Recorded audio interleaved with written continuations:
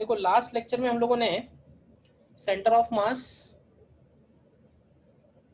Motion of centre of mass start किया था और उसी के एप्लीकेशंस थे लीनियर मोमेंटम कंजर्वेशन, और फिर कुछ एप्लीकेशंस ऐसे देखे जिसमें मैकेनिकल एनर्जी कंजर्वेशन और लीनियर मोमेंटम कंजर्वेशन दोनों ही लग रहा था। ठीक है ना। प्रॉब्लम्स बहुत सारे मिलेंगे इसमें आपको करने के लिए। अच्छा, आज हम लोग थोड़ा डिस्कशन करते हैं, एकदम नया पॉइंट है, ठीक है, जिसको हम लोग बोलते हैं, हेडिंग पड़ेगा सेंटर ऑफ मास फ्रेम। ठीक है, या फिर शॉर्ट में इसको बोलते हैं सी फ्रेम। सी फ्रेम भी बोलते हैं, कुछ बुक्स में सीएम फ्रेम भी लिखा होता है। ठीक है ना। It basically means centre of mass frame. अब देखो, वैसे तो फ्रेम दो ही टाइप के हैं, एक है इनर्शियल फ्रेम और एक है नॉन इनर्शियल फ्रेम। इनर्शियल जिनका एक्सीलरेशन जीरो है, नॉन इनर्शियल जिनका एक्सीलरेशन नॉन जीरो है। और सी फ्रेम जो होगा वो सी फ्रेम इन्हीं दोनों फ्रेम में से कोई फ्रेम होगा। फिलहाल सी फ्रेम का मतलब ये है एक ऐसा फ्रेम जो सिस्टम के सेंटर ऑफ मास पे अटैच्ड है। मतलब ये कि हमारा ऑब्जर्वर अगर सेंटर ऑफ मास पे बैठेगा तो उस फ्रेम को हम लोग बोलते हैं सेंटर ऑफ मास फ्रेम और सी फ्रेम। ग्राउंड फ्रेम में जैसे होता है तो ग्राउंड फ्रेम बोलते हैं, मूविंग बस फ्रेम हो गया, तो उसी तरह से सी फ्रेम है with respect to centre of mass. ठीक है। अब इस सी फ्रेम की क्या खास बातें हैं और हमारा इस चैप्टर के प्रॉब्लम्स में इसका कहाँ पे यूज है, क्योंकि यूज बहुत अच्छा है इसका, वो समझने हैं हमको लोग को। तो इसमें पहला पॉइंट हम लोग ये लिखते हैं, देखना ध्यान से। सपोज पहले पॉइंट में हम लोग एक एग्जांपल लेते हैं। एग्जांपल ये है कि मान लेते हैं कि पार्टिकल m1 है, v1 वेलोसिटी से जा रहा है, पार्टिकल m2 है, v2 वेलोसिटी से जा रहा है, पार्टिकल m3 है, v3 वेलोसिटी से जा रहा है। और ये जो वेलोसिटीज हैं ये ग्राउंड फ्रेम में है, मतलब जब तक लिखा ना जाए मतलब कि वो कहां से है, ग्राउंड फ्रेम से। तो मुझे ये बताओ कि इन तीनों पार्टिकल्स का अगर हमें मोमेंटम लिखना है, टोटल मोमेंटम कितना लिखेंगे, जिसको हम लोग बोलेंगे मोमेंटम ऑफ सिस्टम। बताओगे कितना होगा? What is momentum of system? क्यों भाई? m1v1 plus m2v2 plus m3v3। m1v1 plus m2v2 plus m3v3। बोलिए, इसमें कोई कंफ्यूजन नहीं किसी को? प्रोवाइडेड कि जो v1 v2 और v3 है ये हम लोग वेक्टर फॉर्म में ही लिखेंगे, बस ये कंडीशन है। सिर्फ मैग्नीट्यूड नहीं जाएगा, वहां डायरेक्शन भी जाएगा। ठीक है। अच्छा, इसके बाद अगर मैं तुमसे कहूं कि क्या ये जो m1v1 plus m2v2 plus m3v3 है, इसको हम लोग ये भी लिख सकते हैं क्या, m1 plus m2 plus m3 into vcm? बोलो। Yes sir. और इसको हम लोग ऐसे लिख सकते हैं, this is equal to m total into vcm। तो एक बात जो यहां से निकल के आई वो ये कि अगर हमें कभी सिस्टम का मोमेंटम लिखना है तो हम ये भी कर सकते हैं कि सिस्टम के सेंटर ऑफ मास का मोमेंटम लिख दें। तो जो सिस्टम के सेंटर ऑफ मास का मोमेंटम होगा वही उस सिस्टम का भी मोमेंटम होगा। इतनी बात क्लियर है? तो ये एक सेंटर ऑफ मास की दूसरी डेफिनेशन हो गई। एक डेफिनेशन सेंटर ऑफ मास की आई थी कि हम सिस्टम के ऊपर जितने भी फोर्सेस लग रहे हैं उन सारे फोर्सेस को अगर हम सिंगल पॉइंट पे लगा दें और सिस्टम का सारा मास हम सिंगल पॉइंट पे ले लें तो वो जो पॉइंट डिफाइन होता है उसको हम लोग बोलते हैं सेंटर ऑफ मास। वो थी सेंटर ऑफ मास की फर्स्ट डेफिनेशन। और यहां पे ये दूसरी डेफिनेशन निकल के आई कि अगर हमें कभी किसी सिस्टम का मोमेंटम लिखना है तो हम अलग अलग पार्टिकल का निकालें या फिर हम सारा का सारा मास उस एक पार्टिकल पे रख दें और उस एक पार्टिकल के लिए मोमेंटम कैलकुलेट करें। तो जो सेंटर ऑफ मास का मोमेंटम होगा वही उस सिस्टम का भी मोमेंटम होगा। ध्यान रहेगा ये। अब सपोज करो कि लेट अस एज्यूम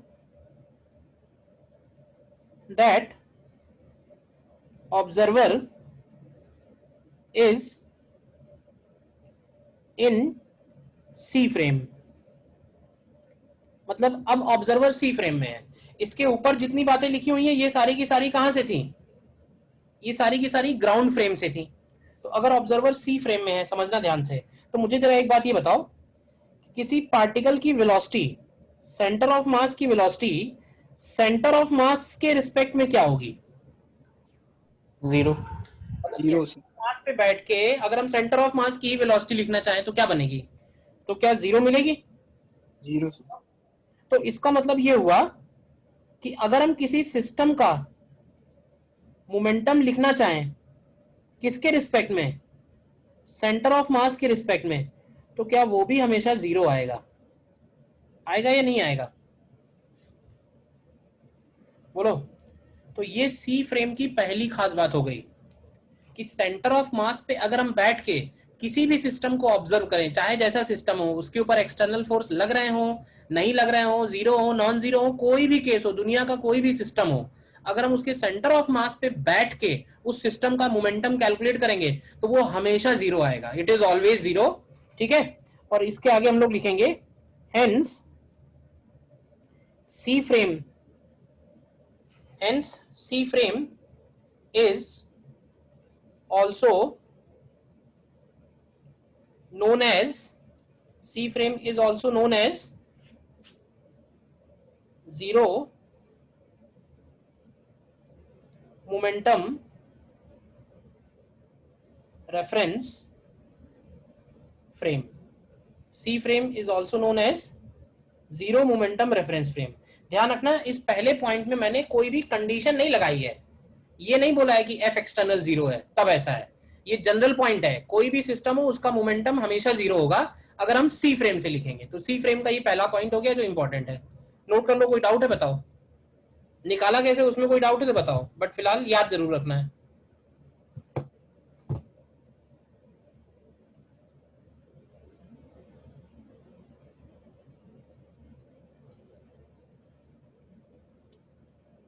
क्लियर है सभी को?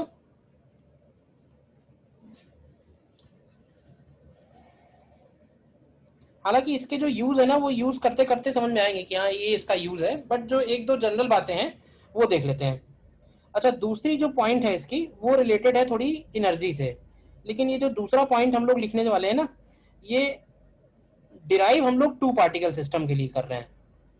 वैलिड तो हो सकता है मोर देन टू पार्टिकल के लिए भी आएगा, बट फिलहाल हम डिराइव इसको टू पार्टिकल के लिए कर रहे हैं। जैसे मान लो M1 है V1 से जा रहा है, M2 है V2 से जा रहा है, तो अगर हमें इस सिस्टम का काइनेटिक एनर्जी लिखना हो, काइनेटिक एनर्जी ऑफ सिस्टम, तो क्या हम लोग लिखेंगे half M1 V1 square plus half M2 V2 square. बोलो, ये सिस्टम का काइनेटिक एनर्जी आएगा। और ये काइनेटिक एनर्जी कहाँ से आया ये बताओगे? ग्राउंड से या सेंटर ऑफ मास फ्रेम से? ग्राउंड से। ग्राउंड से है, ये दोनों वेलोसिटीज ग्राउंड से ही है।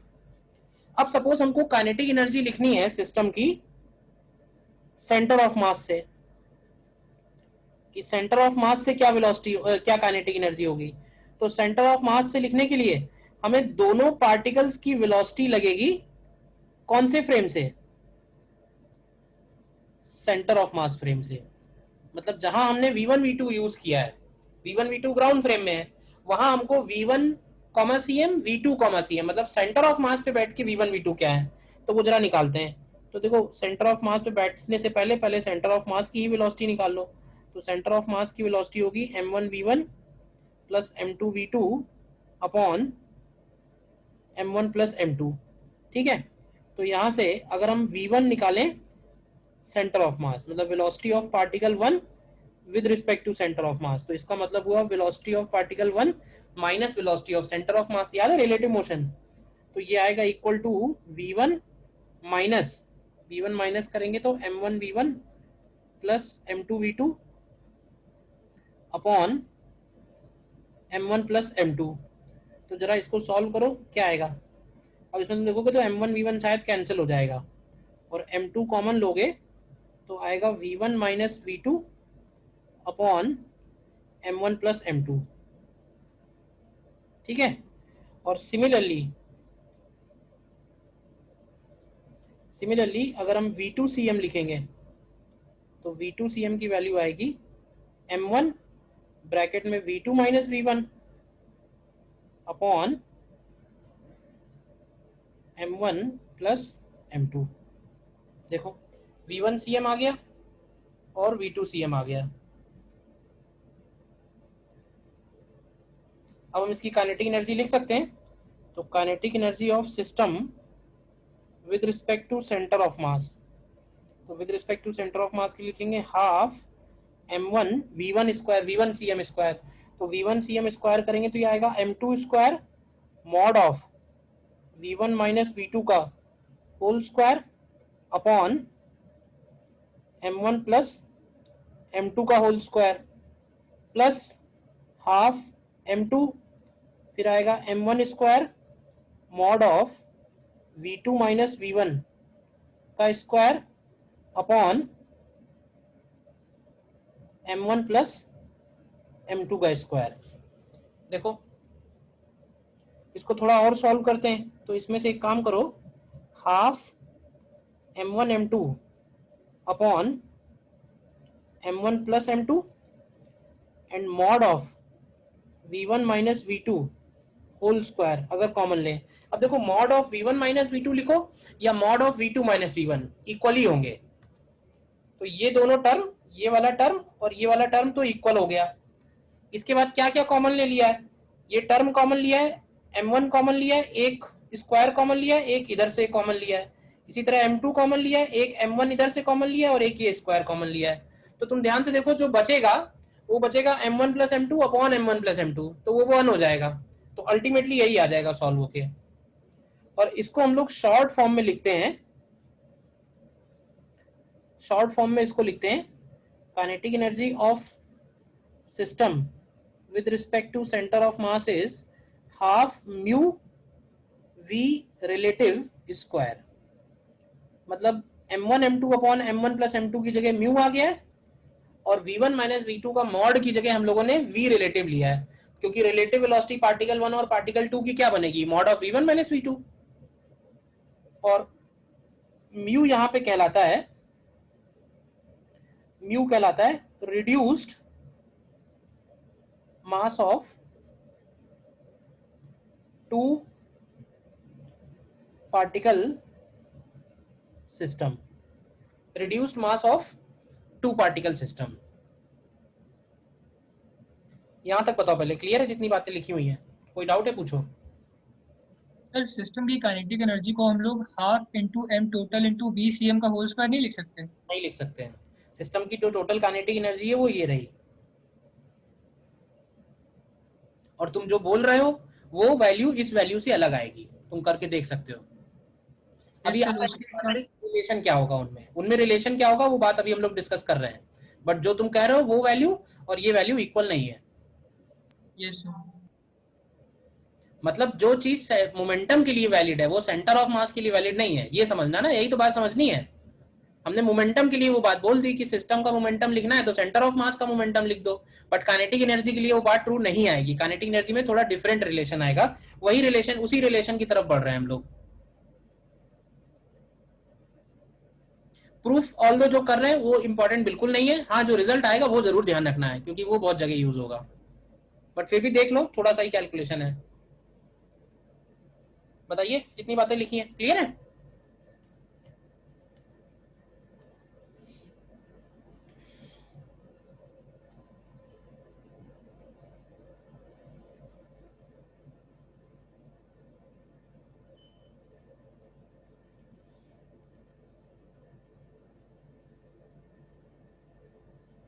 ठीक है, अब क्या है, अब अगर तुम एक स्टेप और कैलकुलेट करते हो, ठीक है, और kinetic energy of centre of mass निकालो, अगर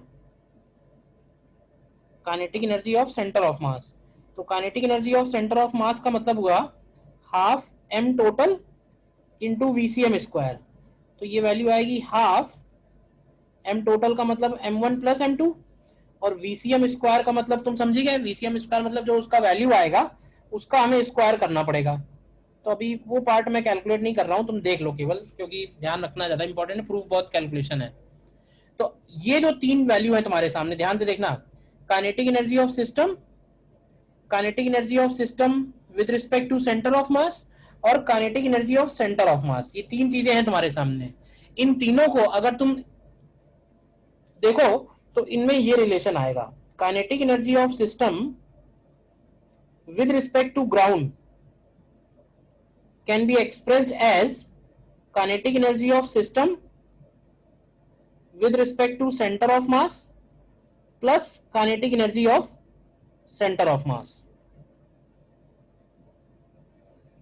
मतलब इन तीनों में ये रिलेशन निकल के आएगा कि अगर हम सिस्टम की टोटल काइनेटिक एनर्जी लिखना चाहते हैं तो सिर्फ सेंटर ऑफ मास की नहीं, सिस्टम की kinetic energy centre of mass के रिस्पेक्ट में प्लस सेंटर ऑफ मास की काइनेटिक एनर्जी, इन दोनों का सम लिखना होगा, जिसमें ये वाली जो वैल्यू है वो हम लोगों ने निकाली टू पार्टिकल सिस्टम के लिए half mu V relative square, और ये वाली जो वैल्यू है ये है half total M into VCM square. देखो अब इसको इस फॉर्म में एक्सप्रेस करने के पीछे पर्पस क्या है हमारा, पर्पस ये है कि ये वाला जो पार्ट है ये कहलाता है internal energy, kinetic energy of system with respect to centre of mass कहलाता है इंटरनल एनर्जी, और kinetic energy of centre of mass ये कहलाता है बल्क एनर्जी। मतलब ऐसे समझो किसी भी सिस्टम ऑफ पार्टिकल्स हैं, कई सारे पार्टिकल हैं, तो उनकी जो टोटल काइनेटिक एनर्जी है ऐसे समझो कि वो काइनेटिक एनर्जी दो पार्ट में है, एक है उस सिस्टम की इंटरनल एनर्जी और एक है उस सिस्टम की बल्क एनर्जी। सिस्टम की जो बल्क एनर्जी है वो सेंटर ऑफ मास से डिफाइन हो रही है, और सिस्टम की जो इंटरनल एनर्जी है वो सेंटर ऑफ मास पे बैठ के पार्टिकल्स की जो एनर्जी है वो है। तो एक पार्ट है इंटरनल एनर्जी और एक पार्ट है बल्क एनर्जी। अब समझो कि ये अलग अलग करने के पीछे पर्पस क्या है हमारा, पर्पस हमारा यहाँ पे ये है। अब इस चैप्टर की जो खास बात है उस पर पहुंच जाओ। इस चैप्टर की खास बात ये कि बहुत सारे एप्लीकेशंस ऐसे थे जहां पे नेट एक्सटर्नल फोर्स जीरो था, याद है? अब ये बताओ कि नेट एक्सटर्नल फोर्स जब जीरो था तो उससे नेक्स्ट स्टेप हम लोगों ने क्या लिखा, अगर एफ नेट जीरो है तो नेक्स्ट स्टेप हम लोगों ने क्या लिखा था, तो नेक्स्ट स्टेप लिखा था एसीएम जीरो, एसीएम जीरो लिखा था, और एसीएम जीरो से नेक्स्ट स्टेप क्या लिखा था, VCM velocity constant, constant, VCM constant लिखा था। अब ये Yes, बताओ sir. अगर वीसीएम कांस्टेंट है तो ये बोल सकते हैं कि ये वैल्यू भी कांस्टेंट रहेगी। Yes sir. Yes sir. इसका मतलब इस चैप्टर में जो मेजॉरिटी एप्लीकेशंस हैं जहां पे नेट एक्सटर्नल फोर्स जीरो है तो वहां पे अगर काइनेटिक एनर्जी सिस्टम की चेंज हो रही है तो वो कौन सी चेंज हो रही है, बल्क एनर्जी चेंज हो रही है या इंटरनल एनर्जी चेंज हो रही है? Internal energy, internal energy change हो रही है, ठीक है ना।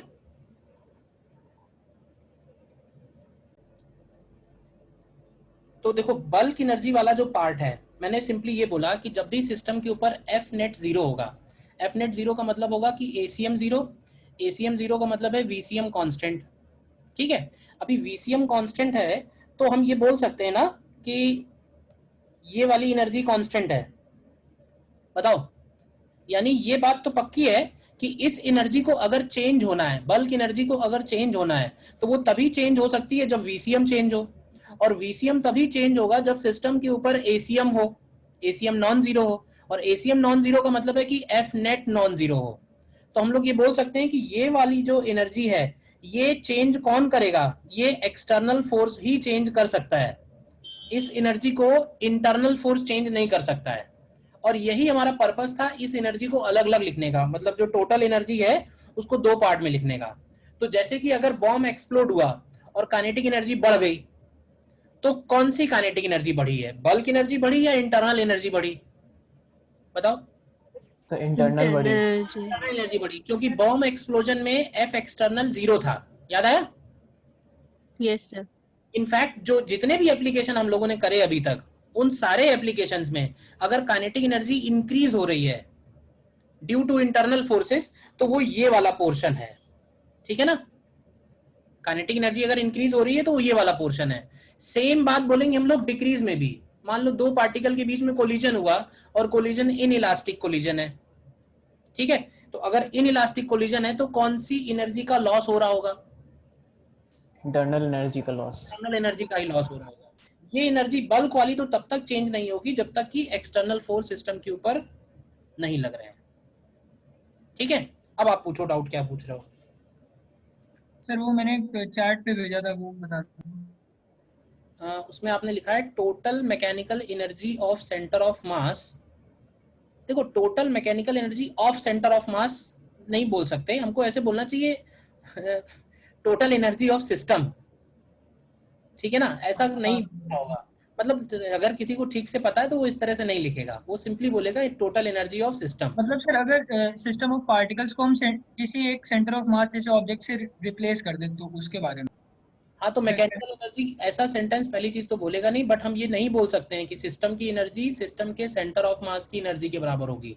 मोमेंटम के लिए ये बात बोल सकते हैं, एनर्जी के लिए नहीं बोल सकते हैं। यही तो यहाँ पे प्रूफ किया है कि सिस्टम की जो एनर्जी है उसमें इंटरनल भी है और बल्क भी है। तो सर हम लोग सेंटर ऑफ मास की पोटेंशियल एनर्जी के बारे में कभी डिस्कस नहीं करते हैं। Centre of system, basically system की जो पोटेंशियल एनर्जी होती है वो सेंटर ऑफ मास की पोटेंशियल एनर्जी होती है, क्योंकि इस पोटेंशियल एनर्जी निकालने के लिए हम सिस्टम का मास सेंटर ऑफ मास पे ले सकते हैं। तो पोटेंशियल एनर्जी के लिए ये बात बोली जा सकती है, बट काइनेटिक एनर्जी के लिए नहीं बोली जा सकती है। सर जो हम बॉम्ब एक्सप्लोजन में एनर्जी रिलीज निकालते थे, तो सर उसमें जो हम कंजर्वेशन ऑफ एनर्जी लगाते थे वो सिर्फ इंटरनल एनर्जी के लिए लगाते थे। बॉम्ब एक्सप्लोजन में जो, फिर से बोलिए। सर हम बॉम्ब एक्सप्लोजन में जो हम एनर्जी रिलीज फाइंड करते थे, सर उसमें जो हम कंजर्वेशन ऑफ एनर्जी लगाते थे वो सिर्फ इंटरनल एनर्जी पे ही लगाते थे। कंजर्वेशन तो पहली चीज लगाया नहीं, वहां हम लोगों ने हमेशा निकाला energy released. It was never mechanical energy conservation. Energy बढ़ रही है सिस्टम की, मैकेनिकल एनर्जी बढ़ रही है, बाद में आ गई काइनेटिक एनर्जी, पहले नहीं थी। हाँ, अब ये बोल सकते हैं कि वो जो आ गई काइनेटिक एनर्जी जो हम लोगों ने निकाली थी वो इंटरनल एनर्जी थी। ठीक है ना? Yes sir. इसको और एक एग्जांपल से समझाता हूँ। जैसे मान लो तुम लोगों ने पढ़ा होगा कि गैस का जो काइनेटिक एनर्जी है गैसियस पार्टिकल की, मॉलिक्यूल्स की, तो क्या वो टेम्परेचर पे डिपेंड करती है ना? पढ़ा होगा? Yes sir. बोलो। Yes sir. पढ़ा है ना? तो मान लो कि अगर गैस से भरा हुआ एक सिलेंडर है और उस सिलेंडर को तुम जो है ग्राउंड से उठा के ट्रेन में रख दो, तो क्या टेम्परेचर बढ़ जाएगा? No sir. क्या काइनेटिक एनर्जी बढ़ जाएगी? हाँ, बढ़ जाएगी। काइनेटिक जाएगी। बढ़ेगी, टेम्परेचर नहीं बढ़ेगा। क्यों ऐसा हुआ? क्योंकि वो जो काइनेटिक एनर्जी हम लोग लिखते हैं वो इंटरनल एनर्जी होती है। अगर हमने सिलेंडर को उठा के ट्रेन में रख दिया तो ये वाली एनर्जी बढ़ जाएगी, बट टेम्परेचर किस पे डिपेंड कर रहा है? इंटरनल एनर्जी पे डिपेंड कर रहा है। इसीलिए इसको बोलते हैं इंटरनल एनर्जी और इसको बोलते हैं बल्क एनर्जी। एक्चुअली ये दोनों वर्ड ना गैस सिस्टम से ही आए हैं, मतलब ये जो नाम दिए गए हैं ये गैसीय सिस्टम से ही दिए गए हैं, इंटरनल एनर्जी वगैरह से।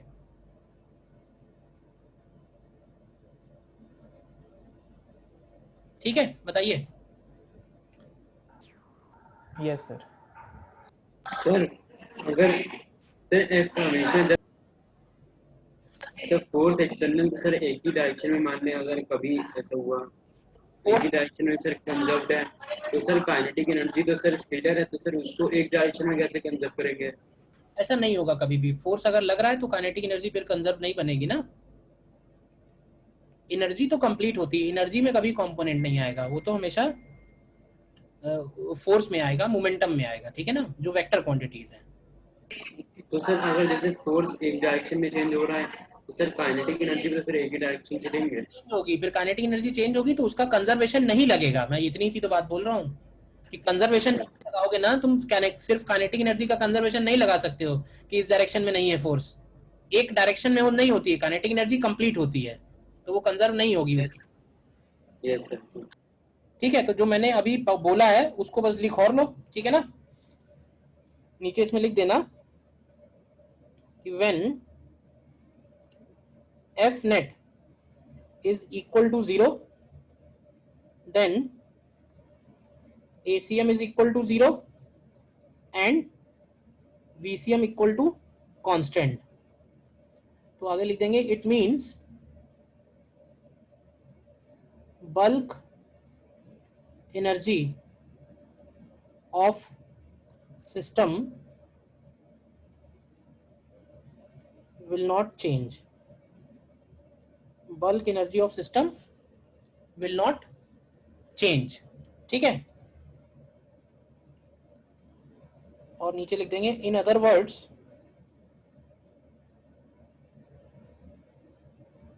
इंटरनल फोर्सेस में change internal energy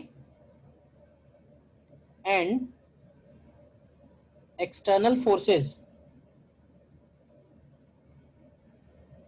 will change bulk energy. may change की बजाय will change लिख दो, ठीक है ना। मतलब इंटरनल फोर्सेस लग रहे होंगे तो वो इंटरनल एनर्जी चेंज करेंगे, और एक्सटर्नल फोर्सेस लग रहे हैं तो वो बल्क एनर्जी चेंज करेंगे। नोट कर लिया यहां तक सभी ने?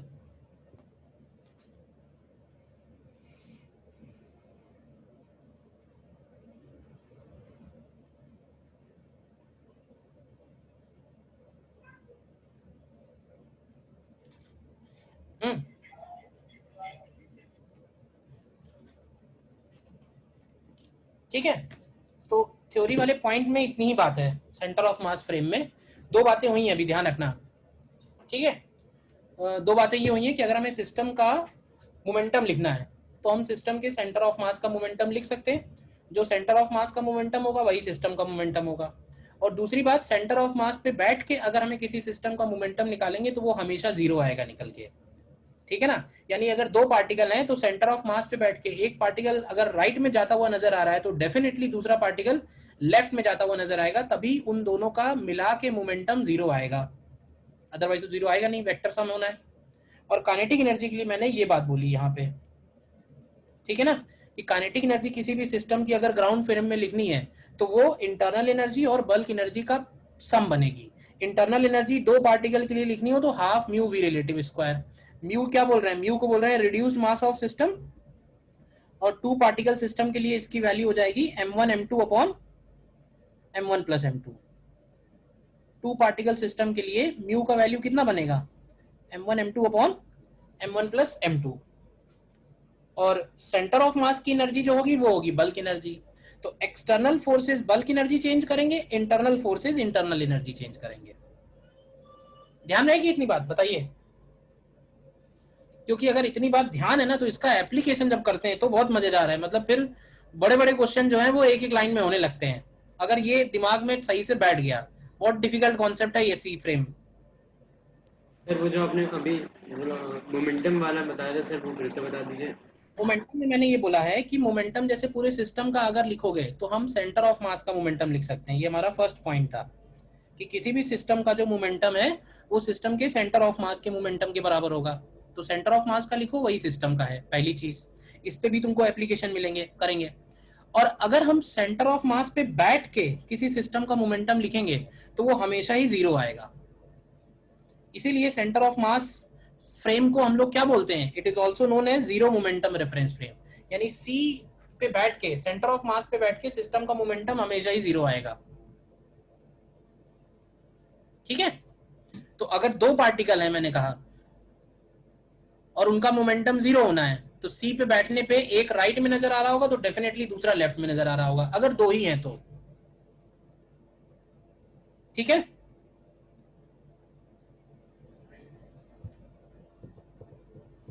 बोलो,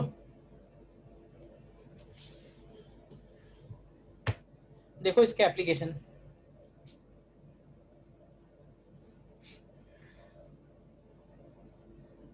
मान लेते हैं कि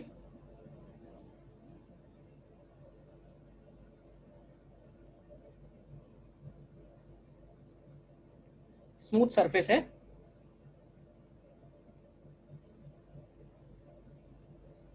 और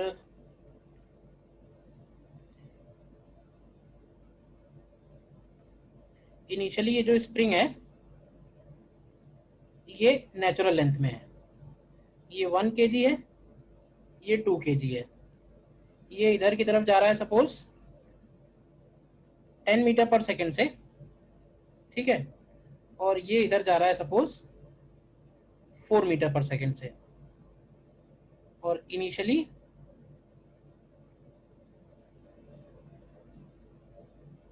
spring is in natural length. Initially spring is in natural length. तो हमको निकालना है इसमें पहले तो फाइंड ए पार्ट में मैक्सिमम एक्सटेंशन और कंप्रेशन इन स्प्रिंग, सेम ही होगा, जितना एक्सटेंशन होगा उतना ही कंप्रेशन होगा। और सेकेंड पार्ट में maximum and minimum speeds of both blocks with respect to ground during motion, during subsequent motion, मतलब आगे के प्रोसेस में उनके मिनिमम और मैक्सिमम स्पीड्स क्या होंगी। ठीक है, तो देखो इस क्वेश्चन को मैं कर देता हूं, देखो इसको। अब देखो ये बात बताओ सबसे पहले तो, जो तुम्हारे सामने क्वेश्चन है उसको देख के तुम्हें क्या लगता है कि इस मूवमेंट के बाद ये ब्लॉक्स स्प्रिंग को कंप्रेस करने वाले हैं या एक्सपैंड करने वाले हैं? क्यों भाई? कंप्रेस। ये बात सभी को समझ में आती है कि अब आगे जैसे ही आगे थोड़ा सा टाइम बढ़ेगा तो ये स्प्रिंग कंप्रेस होगी। ठीक है, अब हालांकि मैक्सिमम एक्सटेंशन कंप्रेशन हम लोगों ने पहले भी निकाला था, और वहां पे ये बोला था कि मैक्सिमम कंप्रेशन या एक्सटेंशन तब आता है जब दोनों ब्लॉक्स की वेलोसिटी सेम हो जाती है, याद है ना? Yes sir. ये बात इतना तो निकाला हुआ है हम लोगों ने।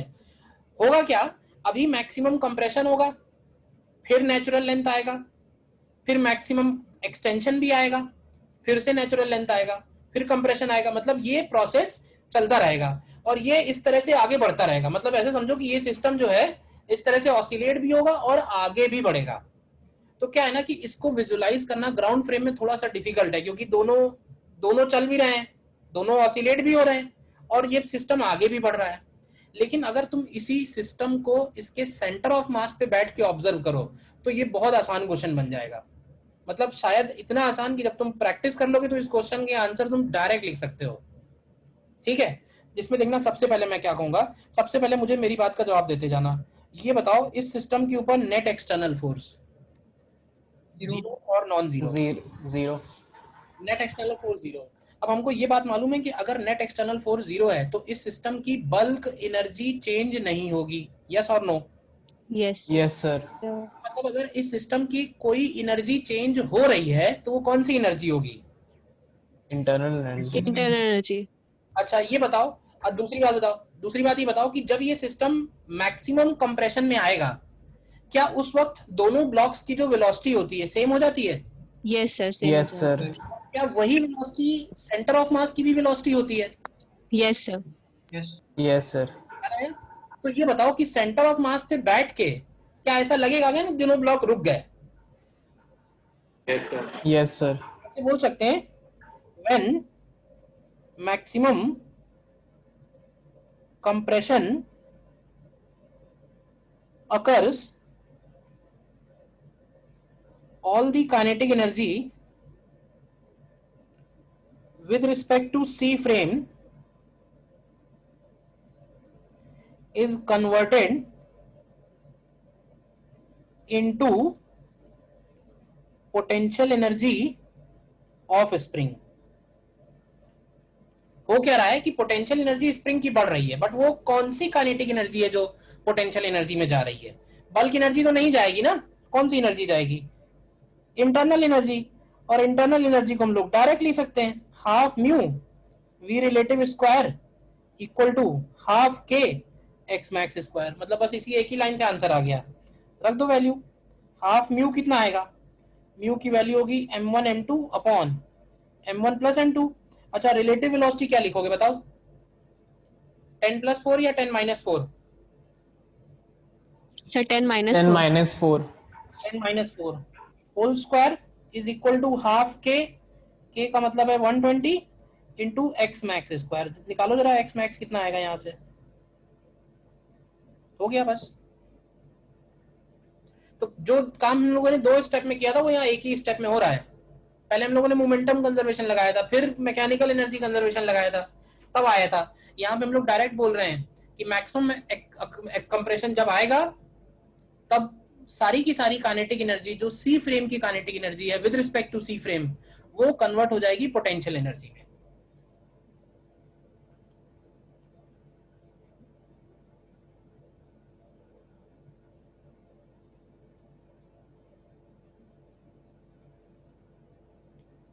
कितना आ रहा है?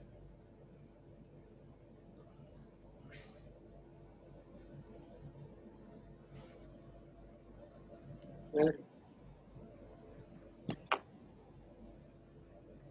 हेलो सर, बोलो।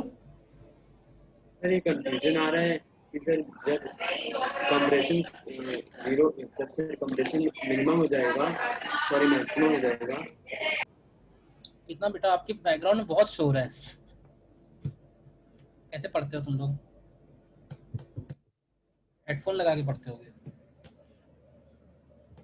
जैसे हेडफोन सर, जब सर मैक्सिमम कंप्रेशन हो जाएगी तो sir with respect to the sir centre of mass तो सर वेलोसिटी जीरो हो जाएगी ना, तो सर फिर काइनेटिक एनर्जी भी सर जीरो क्यों नहीं है? सेंटर ऑफ मास के रिस्पेक्ट में लिख रहे हैं ना, तो सेंटर ऑफ मास के रिस्पेक्ट में काइनेटिक एनर्जी जीरो हो गई है। हाँ तो सर। पहले थी kinetic energy centre of mass के रिस्पेक्ट में, वो सारी की सारी काइनेटिक एनर्जी पोटेंशियल एनर्जी में कन्वर्ट कर दी है। अच्छा ठीक है सर। कितना आ रहा है? एक्स मैक्स निकाला किसी ने? सर अंडर रूट में 1/5। Under root of 1/5। ठीक है, ठीक है। अच्छा, और इसको मैक्सिमम और मिनिमम बी पार्ट करने के लिए इसको और एनालाइज करते हैं, तो जो थोड़े बहुत डाउट होंगे और क्लियर हो जाएंगे। अब देखो क्या है, अब हम लोग ये पूरा का पूरा सिस्टम ग्राउंड से ले जाते हैं सी फ्रेम में। समझना ध्यान से, सी फ्रेम में ले जाने का मतलब है कि हम इसके सेंटर ऑफ मास पे, इधर कहीं होगा, इसके सेंटर ऑफ मास पे बैठ जाते हैं। ठीक है, ये बताओगे कि सेंटर ऑफ मास की वेलोसिटी क्या होगी? निकाल लो। VCM होगा 1 × 10 प्लस 2 × 4 और अपॉन 1 + 2, कितना आएगा? 6 आएगा। Yes sir. ठीक है, और हम सेंटर ऑफ मास पे बैठ गए। अब ये बताओ कि सेंटर ऑफ मास पे बैठने के बाद 1 और 2 की वेलोसिटी क्या नजर आएगी? बताओ जरा। ग्राउंड 1 की वेलोसिटी 4 मीटर पर सेकंड आएगी। ध्यान से मेरी बात का जवाब देना। 1 kg ग्राउंड से 10 से राइट से जा रहा था, ग्राउंड से देखने पे 10 से राइट में है। सेंटर ऑफ मास ग्राउंड से देखने पे 6 मीटर पर सेकंड से राइट में है। तो सेंटर ऑफ मास पे बैठ के 1 kg की वेलोसिटी किधर और कितनी नजर आएगी? राइट में 4 मीटर पर सेकंड नजर आएगी कितनी? 4 मीटर पर सेकंड, करेक्ट।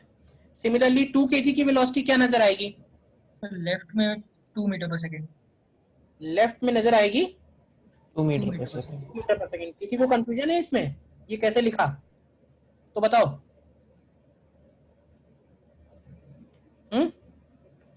किसी को कंफ्यूजन है कैसे लिखा तो बताओ। अब तुम चेक कर लो चाहो तो कि सेंटर ऑफ मास पे बैठ के मोमेंटम जीरो है या नहीं है।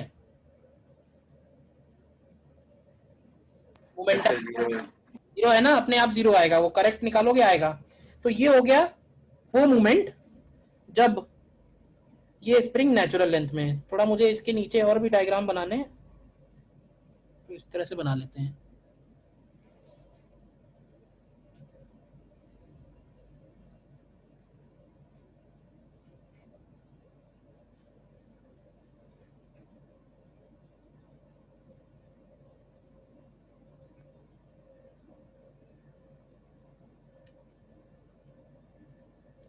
ठीक है, ये है इसकी नेचुरल लेंथ, समझना। तो ये स्टार्टिंग की पोजीशन है। अच्छा, अगला मूवमेंट क्या होगा? अभी ये दोनों सेंटर ऑफ मास पे बैठ के कहानी चल रही है। अब हमको ऐसा लग रहा है कि ये दोनों ब्लॉक्स पास आ रहे हैं। तो ये बताओ, अगली बार जब ये पास आएंगे तो ऐसे बोल सकते हैं कि ये दोनों तब तक पास आएंगे जब तक इन दोनों की वेलोसिटी जीरो नहीं हो जाती। बताओ क्यों भाई? भाई तो सेंटर ऑफ मास पे बैठ के लग रहा है कि वो इधर 4 से आ रहा है, वो इधर 2 से आ रहा है, तो दोनों पास आएंगे, दोनों पास आएंगे, स्प्रिंग कंप्रेस होगा तो दोनों की स्पीड धीरे धीरे कम होगी। कब तक पास आएंगे? जब तक रुकेंगे नहीं। क्वेश्चन ये उठता है कि दोनों एक साथ क्यों रुकेंगे? तो कोई जवाब देगा? सर क्योंकि दोनों का मोमेंटम सेम। मोमेंटम जीरो होना है सिस्टम का। तो ऐसा नहीं हो सकता है कि एक रुक जाए और दूसरा नहीं रुके, अगर एक रुक गया है तो दूसरा भी रुकेगा। ठीक है, नेक्स्ट क्या होगा, और अगली देर बाद, मतलब ये सिचुएशन हो गई, कौन सी सिचुएशन हो गई, मैक्सिमम कंप्रेशन की। ठीक है, फिर से जब ये नेचुरल लेंथ में आएंगे तो क्या होगा, बताओ कि वेलोसिटी किधर किधर होगी इनकी, 1 kg की और 2 kg की। क्या ऐसे बोल सकते हैं कि 2 kg अब इधर जा रहा होगा 2 मीटर पर सेकेंड से, और 1 kg इधर जा रहा होगा 4 मीटर पर सेकेंड से? बताओ, क्योंकि सिमिट्री तो है ही ना प्रॉब्लम में, प्रॉब्लम में सिमिट्री है। और नेक्स्ट स्टेप क्या होगा, नेक्स्ट स्टेप होगा जब ये फिर से मैक्सिमम एक्सटेंशन में जाएंगे। तो मैक्सिमम एक्सटेंशन में कब होंगे, तो तब तक जाएंगे जब तक इनकी काइनेटिक एनर्जी जीरो नहीं हो जाती। तो ये सिचुएशन है मैक्सिमम एक्सटेंशन की। तो ये जो पूरी की पूरी पिक्चर है ना, ये हमको सेंटर ऑफ मास पे बैठ के नजर आएगी कि दोनों जो है ऑसिलेट कर रहे हैं एक तरह से। देखो ध्यान से, तो देखो, बना लो, ये बात क्लियर भी है या नहीं है? मैं जो भी लिख रहा हूं सब तुम्हें क्लियर होना चाहिए कि क्यों लिखी है, क्यों क्यों लिखा हुआ है। कुछ भी कंफ्यूजन है कहीं तो बताइए।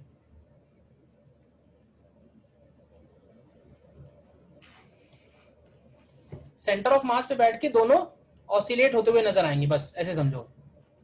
रुकेंगे जब मैक्सिमम कंप्रेशन होगा, फिर रुकेंगे जब मैक्सिमम एक्सटेंशन होगा, और ये पूरा साइकिल चलता रहेगा। अब हो क्या रहा है, ग्राउंड से सेंटर ऑफ मास भी आगे बढ़ रहा है, तो सेंटर ऑफ मास भी आगे बढ़ रहा है और ये दोनों ऑसिलेट भी कर रहे हैं। तो दोनों मोशन सुपर इम्पोज कर दो एक साथ, तो कंप्रेशन एक्सपेंशन भी हो रहा है और आगे भी बढ़ते जा रहे हैं। ठीक है सर, अगर वेलोसिटी से निकालें सर मैक्सिमम कंप्रेशन से पहले और उसी मैक्सिमम कंप्रेशन के बाद सर टी टाइम पे, तो दोनों सेम रहेगा? हाँ, सिमेट्री है ना इस वजह से, मतलब पहले वो 4 से 0 हुई है, तो बाद में 0 से 4 बढ़ी है, बस उसका डायरेक्शन इधर हो गया है। सिमेट्री है मतलब पूरा उसमें, वेलोसिटी से बिल्कुल सिमेट्रिकल है। ठीक है।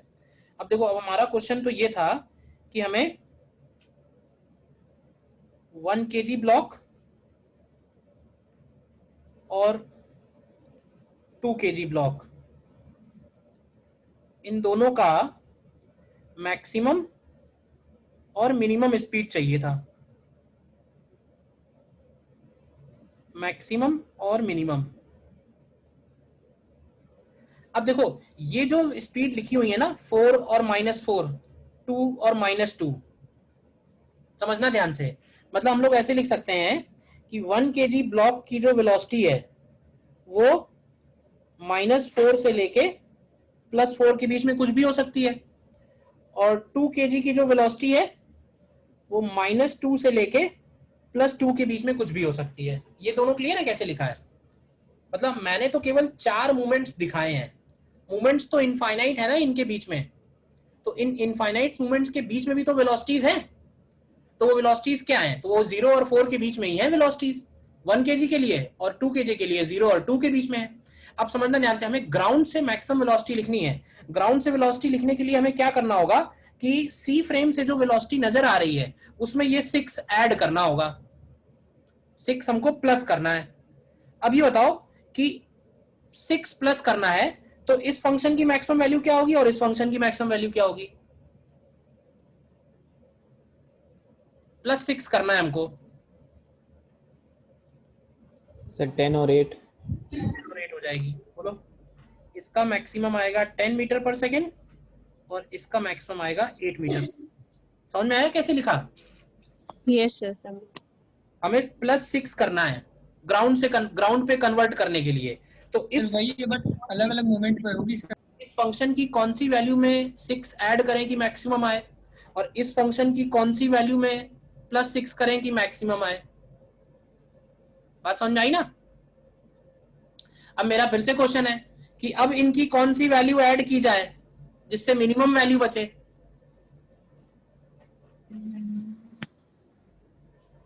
बताओ। सर इसमें -4 ले लेंगे, -2 ले लेंगे। -4 ले लेंगे तो ये कितना आएगा? इसकी मिनिमम 2 वैल्यू मीटर। 2 और 4 आएगी। 2 और 4 बस। अब ये जो आंसर निकाले ना मैंने, अगर ये तुम्हें ग्राउंड फ्रेम से निकालने के लिए दे दिए जाए तो ग्राउंड फ्रेम से निकालना बहुत डिफिकल्ट हो जाएगा, क्योंकि मोशन जो है वो बिल्कुल रैंडम मोशन हो रहा है। तो सी फ्रेम से हम समझाने के लिए मैंने आज तुम्हें इतना लिख दिया है, लेकिन जब तुम इसको करोगे 2-3 बार सेम टाइप का क्वेश्चन तो तुम ये वर्बली कर पाओगे ये काम। इतना लिखने की जरूरत नहीं है, क्योंकि तुमको मालूम है कि उसकी 4 आएगी तो वो -4 से +4 होगी, उसकी 2 आएगी तो वो -2 से +2 होगी, और 6 उसमें ऐड करना है।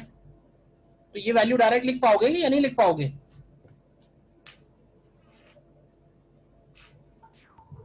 सर ये जो आपने ब्रैकेट में लिखे हैं वेलोसिटीज, सर इसमें डायरेक्शन के साथ लेंगे माइनस प्लस? माइनस लिखने का मतलब यही था कि लेफ्ट में है तो माइनस लिख दिया है, प्लस राइट में है तो प्लस लिख दिया, 1 डायमेंशन है ना। हाँ सर, लेकिन उससे फिर कैलकुलेशन पे फर्क पड़ा ना, मतलब डायरेक्शन के साथ लेना जरूरी है। हाँ, डायरेक्शन के साथ ही लेना है, वो तो मैं बोल ही रहा हूँ। Yes sir.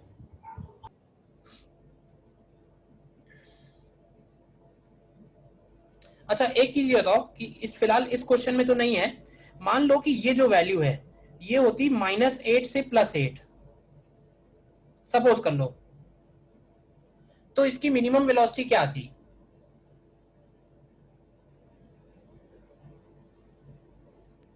-2 आती। हाँ, मिनिमम स्पीड तब 0 होती, क्योंकि फिर हम इसमें से -6 को ऐड करते +6 में, -8 को नहीं करते, क्योंकि मिनिमम 0 हुआ ना। तो 0 के नीचे जा ही नहीं सकता वो। मतलब मिनिमम तो 0 ही हुआ ना। हाँ यस सर। फिर 2 आ जाता। तो इस बात का जरा ख्याल रहे, ठीक है ना? आएगा किसी ना किसी क्वेश्चन में, कहीं ना कहीं एग्जांपल में। और सर ये मतलब पता कैसे चलेगा कि किस में सी फ्रेम पे जाके सॉल्व करें या फिर? तो देखो, ये सब सारे क्वेश्चन ऐसे हैं जो बिल्कुल जिनका जवाब एक लाइन में है ही नहीं। तुम धीरे धीरे करोगे, धीरे धीरे एक्सपीरियंस बढ़ेगा तो पता चलेगा। जैसे पैकेज में तो हेडिंग ही दे देते हैं कि सी फ्रेम से। तो अभी दे दी ना, अभी से अगर तुमको सारी चीजें एक साथ नहीं सिखाई जा सकती हैं, तो थोड़ी सी हेल्प की जाती है, तो वो थोड़ी सी हेल्प है अभी। ठीक है सर। मतलब जो सी फ्रेम का जो क्वेश्चन तुम सी फ्रेम से कर रहे हो वो सी फ्रेम से भी हो जाएगा और वो ग्राउंड फ्रेम से भी होगा। हाँ, ये है कि कोई कोई क्वेश्चन ग्राउंड फ्रेम से बहुत डिफिकल्ट होंगे, तो कोशिश करो जो जो हो जा रहे हैं वो दोनों से करके देख लो,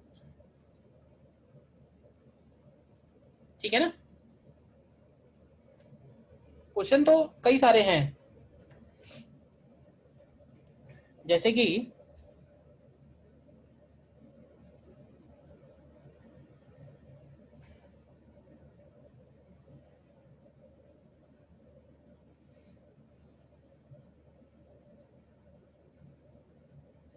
मान लो ये कैपिटल एम है, स्मूथ सरफेस है, और ये हाइट h है, और ये एक स्मॉल एम बॉल है। तो हमें इसको वेलोसिटी पता करनी है, कितनी दी जाए? ऑल सरफेसेस आर स्मूथ, तो find u minimum such that ball can reach topmost point of the wedge, topmost point of the wedge। अब जैसे ये क्वेश्चन है, क्या लगता है इसमें क्या हो रहा है? क्यों भाई? सो बॉल राइट में ऊपर जाएगा और वो जो प्लेन इंक्लाइन है वो भी राइट में जा रहा है।